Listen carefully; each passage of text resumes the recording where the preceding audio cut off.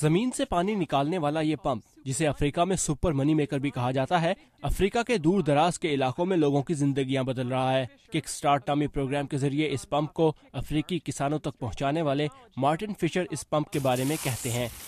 یہ سستا ہے، مضبوط ہے اور وزن میں بھی ہلکا ہے۔ آپ اسے آسانی سے کھیتوں میں لے جا سکتے ہیں۔ کک سٹارٹ افریقہ میں چھوٹے کاروباروں کے فروغ میں بہت مددگار ثابت ہو رہا ہے۔ یہ تنظیم غریب کسانوں کو یہ پمپ فروخت کرتی ہے، اس وعدے کے ساتھ کہ وہ اس کے ذریعے نہ صرف اپنے کھیتوں کو سیراب کریں گے بلکہ اپنے خاندان اور دوسرے لوگوں کے لیے روزگار کے مواقع بھی پیدا کریں گے۔ افریقہ کے صحرائی اور دیہی علاقوں میں جہاں صرف 4% زمین سیراب کی جا سکتی ہے، ایک چھوٹے اور غریب کسان کے لیے یہ نہایت اہم ہے۔ یہ ایک پمپ ان کی زندگیاں بدل رہا ہے۔ میں افریقہ ایک سماجی کارکن کی حیثیت سے گیا تھا اور 5-6 سال سخت محنت کرنے کے بعد میں ایک چھوٹا سرمایہ کار بن گیا۔ کینیا کے شہروں اور قصبوں میں کک سٹارٹ نے اس پمپ کو فروخت کرنے اور چلانے کے طریقے سکھانے والی 450 دکانیں بنائی ہیں۔ اس پمپ کو چین میں نہایت سستے طریقوں سے بنایا جاتا ہے۔ یہ پمپ $100 میں فروخت کیا جا رہا ہے، لیکن ایک افریقی کسان کے لیے یہ بہت بڑی رقم ہے۔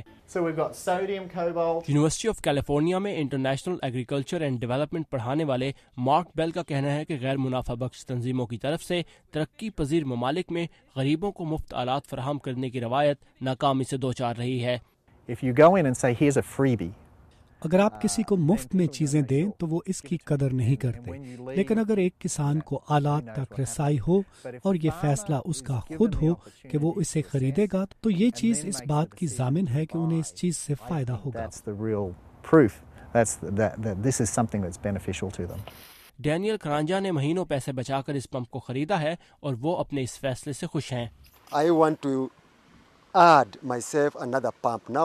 میں ایک اور پمپ خریدنا چاہتا ہوں۔ میں اب زمین کے بڑے حصے کو سیراب کرنا چاہتا ہوں جہاں میں زیادہ فصلیں اگا سکتا ہوں، ایسی فصلیں جن کی مانگ ہے۔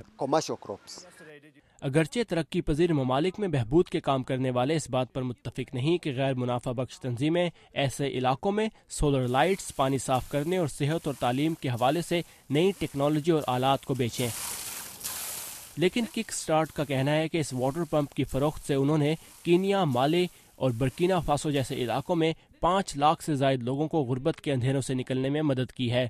ریچل سلورمین کے ساتھ ثاقب الاسلام، اردو VOA۔